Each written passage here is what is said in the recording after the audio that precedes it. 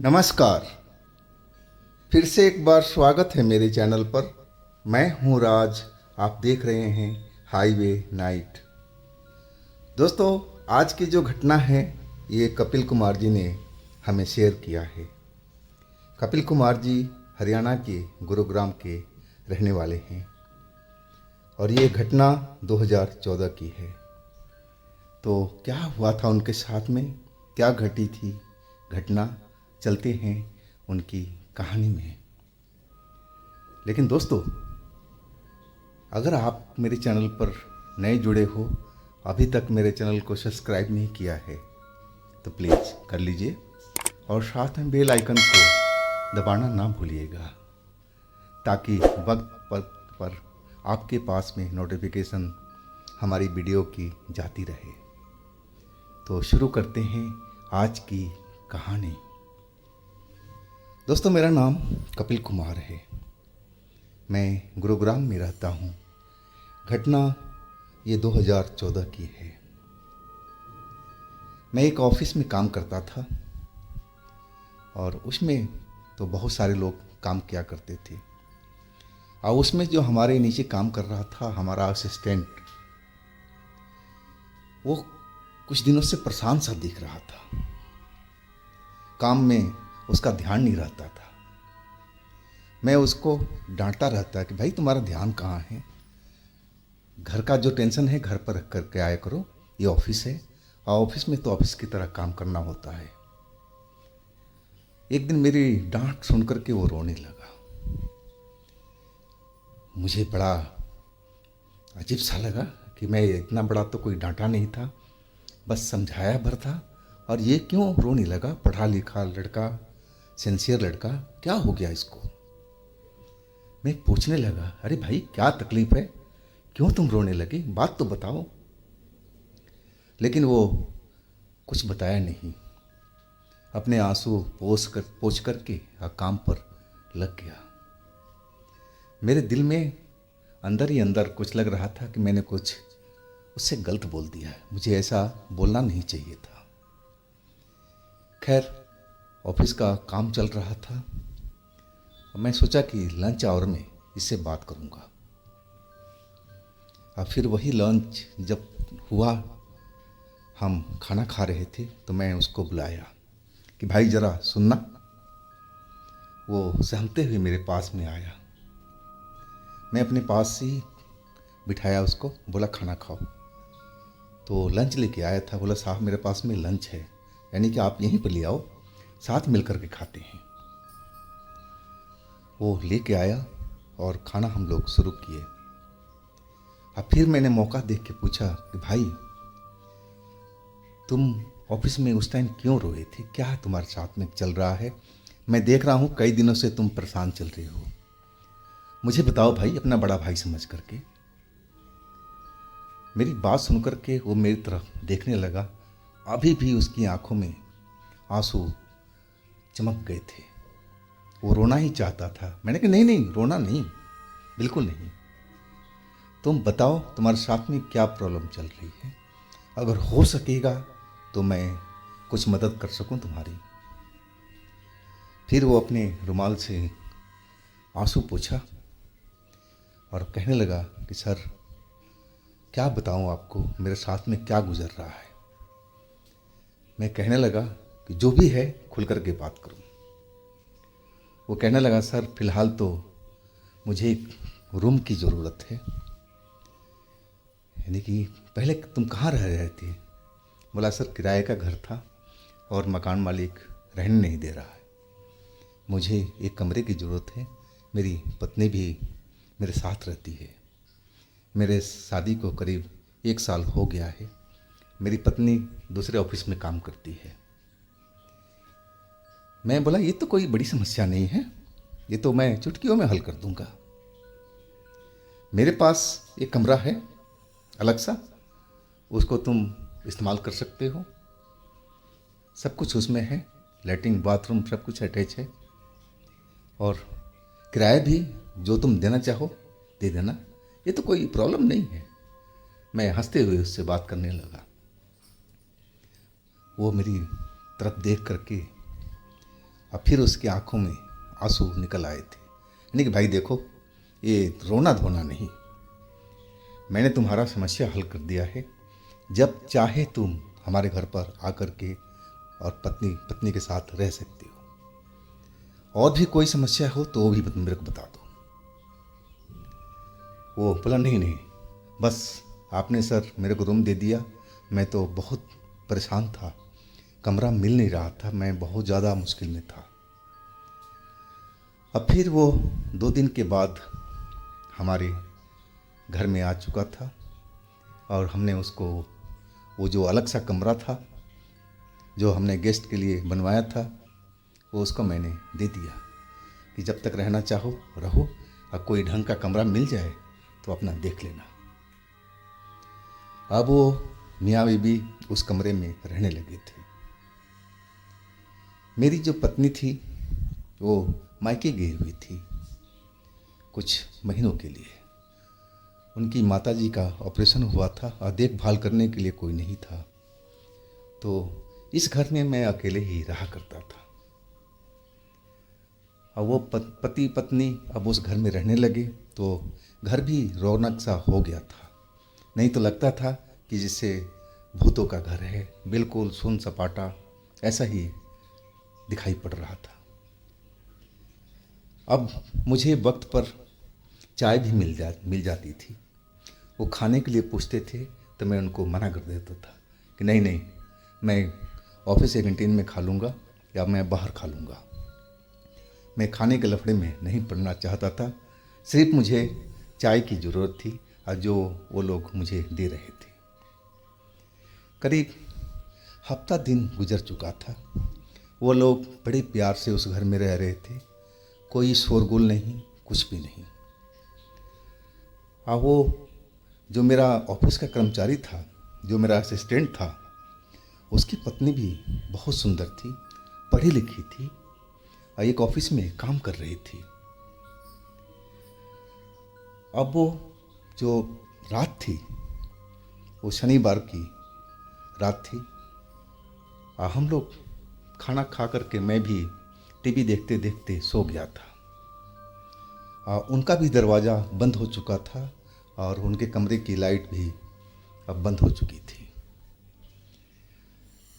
रात के करीब 1 बजे के आसपास अचानक जो हमारा असिस्टेंट था उसकी आवाज़ तेज तेज चीख जैसे निकलने लगी। मैं एकदम घबरा गया।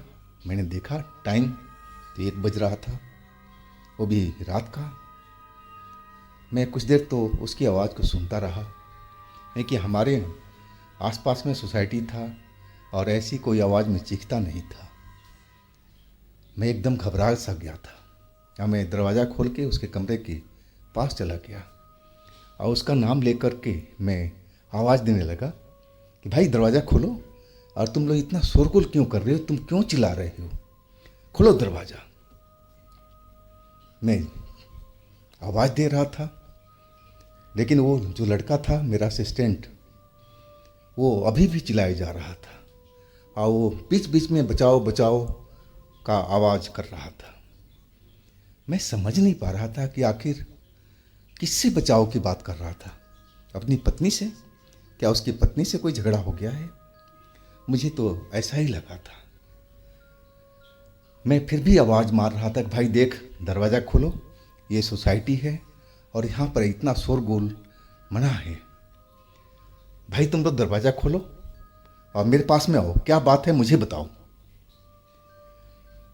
वो दरवाज़ा जो था लग रहा था कि एक पल खुल जाएगा, और थोड़ा खुला भी और फिर अचानक जोर से झटके दे करके बंद हो गया। मैं देखता ही रह गया कि दरवाज़ा खुला और फिर अचानक झटके से बंद हो गया, और फिर उसकी चीख सुनाई पड़ी लड़की की। मैं फिर उसका नाम लेकर के बुलाने लगा कि भाई तुम जल्दी से दरवाज़ा खोलो, अब बाहर आओ, देखो ये सोसाइटी है और यहाँ पर इतना शोर किसी को बर्दाश्त नहीं है, मामला आगे बढ़ जाएगा, तुम मेरी बात समझा करो और तुम बाहर निकलो दरवाजे से, जो भी समस्या है मेरे पास में आओ, मैं उसको हल करूँगा। मैं बार बार यही सब बात उसको बोल रहा था, लेकिन वो दरवाज़ा खुल नहीं रहा था। अंदर से उसकी चीखें रुक रुक करके सुनाई पड़ रही थी। मैं अब घबरा गया, सोचने लगा कि मैं अब क्या करूं।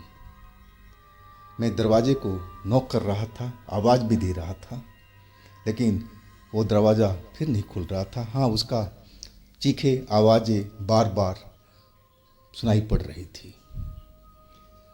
करीब 10 मिनट के बाद में मैं दरवाज़ा ज़ोर ज़ोर से पीटने लगा। गुस्सा मुझे आ चुका था, यानी कि आज इसी वक्त में इनको भगाऊंगा इस घर से। इन्होंने मेरी बेइज्जती करा के रख दिया है इस सोसाइटी में।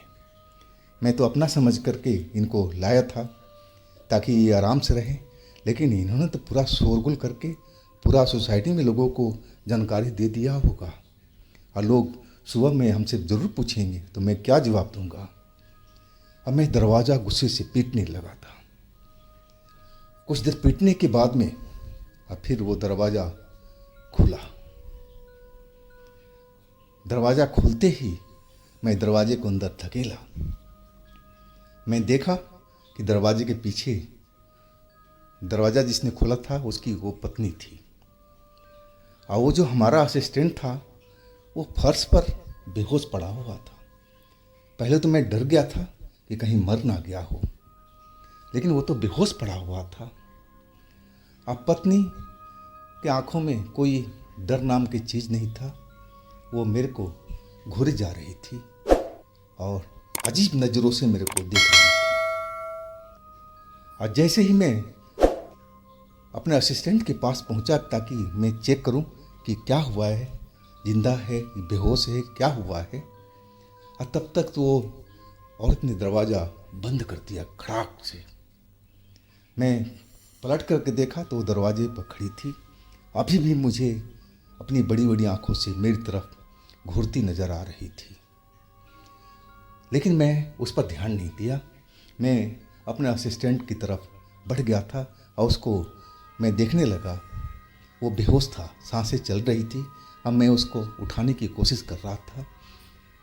मैं ज़बरदस्ती उसको हाथ पकड़ के उठा रहा था, लेकिन वो शायद बहुत ज़्यादा बेहोशी में था, वो उठ नहीं पा रहा था।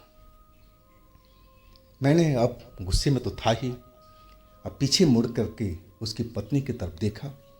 अब मैंने बोला, तुमने इसके साथ में क्या किया? लेकिन पत्नी तो जैसे वो मोटी मोटी आंखों से मेरी तरफ वैसे ही घूरे जा रही थी, और उसके चेहरे पर अब मुस्कान सी आने लगी थी। मैं उसका चेहरा देख करके सही मायने में मैं एकदम घबरा गया था। मैं समझ गया कि इसके दिल में कुछ और चल रहा है। मैं एकदम उसकी शक्ल देख करके, मुस्कुराना देख करके डर चुका था। कहीं ये औरत गलत तो नहीं है। मुझे तो ऐसा ही महसूस होने लगा। उसका पति फर्श पर बेहोश पड़ा हुआ है और उसकी वो केयर नहीं कर रही है और मेरी तरफ देख के मुस्कुरा रही है। ये क्या मतलब हुआ? मैं सही मायने में डर चुका था। अब मैं उसको आवाज़ दिया, सुनो, अपनी पति को देखो, इसको उठाओ, क्या हुआ? तुमने मारा है इसको? क्या किया है, मुझे बताओ। मैं डांटते हुए उसको धमकाने से लगा था, लेकिन अभी भी उसके चेहरे पर वैसे ही भाव था, बिल्कुल नॉर्मल सी, और बड़ी बड़ी आंखें बाहर जैसे झांक रही हो और चेहरा मुस्कुराता हुआ। मुझे लगा कि मैं इनको इस घर में बुला करके बहुत बड़ा गलती किया हूँ। ये तो औरत ही गलत है। हाँ, मैं सोच दिया कि इस घर में अभी निकल जाना चाहिए, नहीं तो कुछ भी हो सकता है। और मैं दरवाजे पर पहुंच गया और मैं उस औरत को बोला, तुम दरवाजे से हटो, मुझे बाहर जाना है। लेकिन वो तो दरवाजे से हट ही नहीं रही थी। मैं बार बार उससे बोल रहा था कि देखो, तुम दरवाजे से हट जाओ, मुझे बाहर जाने दो।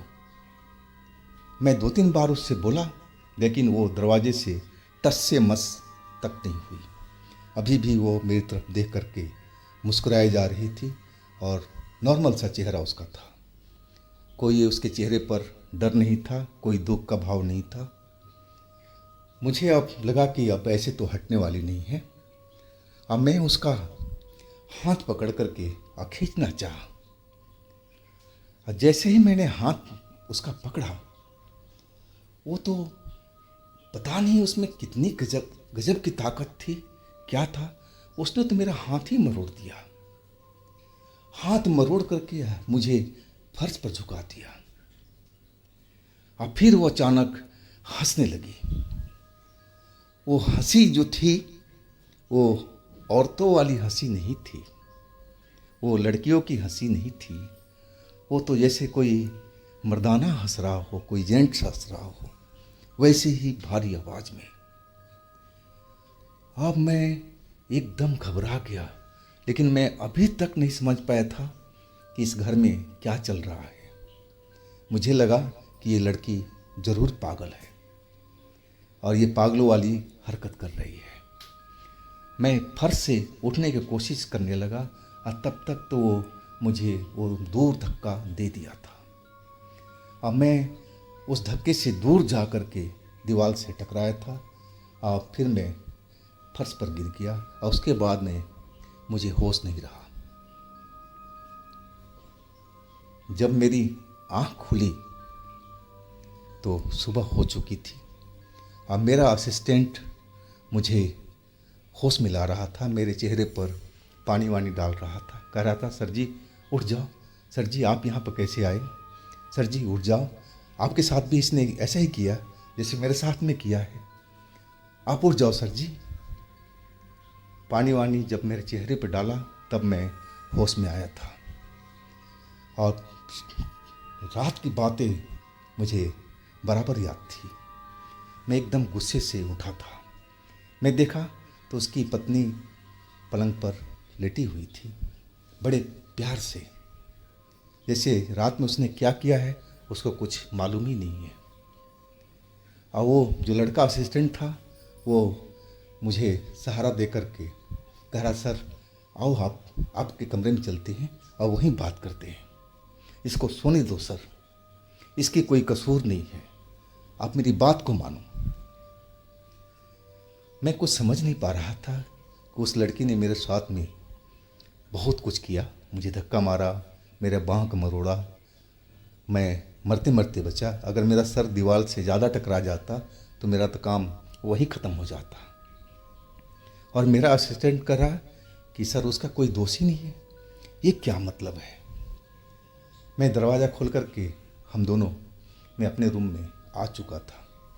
ड्राइंग रूम में बैठा हुआ सर मेरा अभी भी दर्द कर रहा था और वो हाथ जोड़े लड़का खड़ा था। कहने लगा सर आप मेरी बात को विश्वास नहीं कर पाओगे। मैं तो वैसे ही बहुत ज़्यादा टेंशन में था, यानी कि जो बोलना है बोलो, अगर विश्वास करने लायक होगा तो करूँगा और नहीं तो बिल्कुल नहीं करूँगा। और हाँ सुन लो, 12 बजे 2 बजे 3 बजे आज पूरे दिन में जब भी तुम ये कमरा खाली कर दो, जाके अपना कोई और कमरा देखो, तुम लोग इस कॉलोनी में इस सोसाइटी में रहने लायक नहीं हो। मैं उसको चैलेंज कर दिया था कि तुम अब यहाँ पर रहने नहीं दूँगा। हमने तो बहुत कोशिश किया था लेकिन वो एकदम हाथ जोड़े अभी भी खड़ा था।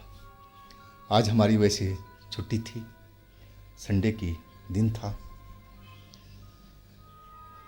लड़का अब हाथ जोड़े रोने लगा था। नहीं देखो भाई ड्रामा नहीं, तुम्हारा रोना देख करके मैं ये कमरा तुम्हें दिया था, अब क्या चाहते हो। वो कहने लगा सर हम लोग चले जाएंगे यहाँ से, आप परेशान ना हो, लेकिन हमारी बात तो सुन लो। मैंने बोला ठीक है सुनाओ। कहने लगा सर पिछले 2 महीनों से हम परेशान हैं, इसको तो पता ही नहीं होता कि ये क्या करती है नहीं करती है, इसके ऊपर में कोई भूत सवार हो जाता है और अब इसके साथ में क्या करता है नहीं करता है वो तो मुझे मालूम नहीं, लेकिन मैं एक रात मैं खुद देखा था। मैं दोनों हम अभी पलंग पर सो रहे थे और अचानक मुझे किसी ने धक्का दे दिया, अब मैं फर्श पर गिर गया। जब मैंने उठकर खड़ा हुआ तो क्या देख रहा हूँ कि एक सफ़ेद कपड़ों में एक नौजवान लड़का, जिसके घुंघराले घुंघराले बाल थे और चेहरा एकदम चमक रहा था, वो हमारी पत्नी के साथ उस पलंग पर लेटा हुआ था। मेरा तो खून खौल गया था और मैं उस लड़के से लड़ गया था, लेकिन उस लड़के ने मुझे तो जैसे उंगली से ही धक्का दे दिया था कि मैं दीवार से आकर टकराया और फिर मैं बेहोश हो चुका था। मैं उसकी बात सुनकर के एकदम आश्चर्य में पड़ गया था कि ऐसे कैसे हो सकता है। लेकिन वो जो बोल रहा था, मुझे नहीं लग रहा था कि वो झूठ बोल रहा है। मैंने उसकी पत्नी की आंखें देखी थी, उसका चेहरा मोहरा देखा था, तभी मुझे को कुछ लगा था कि ये वो लड़की नहीं है, ज़रूर ये बदला हुआ रूप है इसका। मुझे तो कुछ रात में अलग ही समझ में आया था, लेकिन इसकी पति जो बात बोल रहा था वो अलग ही एक रूप था। अब फिर मैं उसकी पूरी बात सुनने लगा। वो कहने लगा कि सर, इसके ऊपर में कोई भूत आशिक हो गया है और वो नहीं चाहता है कि मैं इसके साथ में रहूं। इस लड़की को तो पता भी नहीं है कि उसके साथ में वो भूत क्या करता है, उसको कुछ मालूम नहीं सर। अब मैं समझ गया था कि ये ज़रूर जो बोल रहा है ये सच्ची बात है। मैं सोचने लगा कि अब इसका इलाज क्या हो। मैंने बोला कि तुमने कोई तांत्रिक वांत्रिक कहीं मंदिर अंदर गए थे? बोला सर हाँ गए थे, लेकिन कोई फ़ायदा नहीं हुआ। मैंने बोला फिर? बोले सर अभी भी हम तांत्रिक के पास जाते हैं, पैसा भी लगता है और लेकिन कुछ बात बन नहीं रही है। और तभी मेरे को ध्यान आया, एक रिश्तेदार, उनके ऊपर में कुछ ऐसी ही बात हुई थी, उनके ऊपर में कोई भूत प्रेत का साया आ गया था और वो बहुत भटके थे। इलाज कराने की तांत्रिकों के पास में गए, लेकिन बात नहीं बनी थी। और तब वो किसी ने बताया था कि आप लोग राजस्थान में जो बालाजी की मंदिर है वहाँ चले जाओ, और उन्होंने ऐसा ही किया था। और तब जाके उनका तबीयत बिल्कुल सुधार हो गया था और अब भी वो बिल्कुल अच्छे हैं। वही बात मेरे को ध्यान में आ गई। मैंने बोला देखो, तुम अपनी पत्नी को लेके बालाजी धाम चले जाओ और भगवान ने चाहा तो तुम्हारी पत्नी के ऊपर से वो जो भूत है, जिन है, जो भी लड़का उसके साथ में लगा हुआ है, वो बालाजी उसको वहीं पकड़ कर रख लेंगे और तुम्हारी पत्नी बिल्कुल आज़ाद हो जाएगी। मेरी बात सुन कर के वो कहने लगा सर ऐसा होगा? मैंने कहा हाँ होगा, मन में विश्वास रखो बालाजी के ऊपर में और तुम आज की आज ही निकलो। अब मैंने सारा उसको रास्ता बता दिया। उसके पास पैसे कम थे, मैंने उसको पैसा दिया और तब वो लोग वहाँ से निकल के गए थे बालाजी। जब आए थे वापसी 1 हफ्ते में और तब वो लड़की ठीक थी। इसके बाद में फिर उनको 2 बार जाना पड़ा था और वो लोग फिर गए थे। तब हमने देखा था कि बिल्कुल उस लड़की में, उस औरत में बिल्कुल सुधार हो चुका था। अब वो जो भूत और जिन का जो साया था वो साथ छोड़ चुका था। अब वो लोग बिल्कुल शांति से रह रहे थे। हालांकि मैंने अपने घर से उनको अलग कर दिया था। मैं कहीं दूसरे मोहल्ले में उनके लिए घर तलाश लिया था, लेकिन ऑफिस में सारा जानकारी मैं लेते रहता था और तब से वो लोग बिल्कुल स्वस्थ हैं। तो दोस्तों, ये थी आज की कहानी कपिल कुमार जी की। अगर आपके पास भी इस तरह का कोई घटना है तो आप मेरे इंस्टाग्राम पर या मेरे व्हाट्सएप नंबर पर भेज सकते हैं। और दोस्तों, मेरे दूसरे चैनल पर ही जाइए, उनमें भी अच्छी अच्छी कहानी हमने डाली हुई है, अपलोड किया हुआ है, तो उन कहानियों का भी आनंद लीजिए। चैनल का लिंक नीचे डिस्क्रिप्शन बॉक्स में दे रखा हूँ, तो एक बार आप लोग ज़रूर विजिट कीजिएगा, उन कहानियों का आनंद ज़रूर लीजिएगा। अब मेरे इस चैनल को भी लाइक कीजिएगा, सब्सक्राइब कीजिएगा, शेयर कीजिएगा फिर हम मिलते हैं अगले दिन एक नई घटना के साथ में। आप लोग अपना बहुत ही ख्याल रखिएगा। नमस्कार।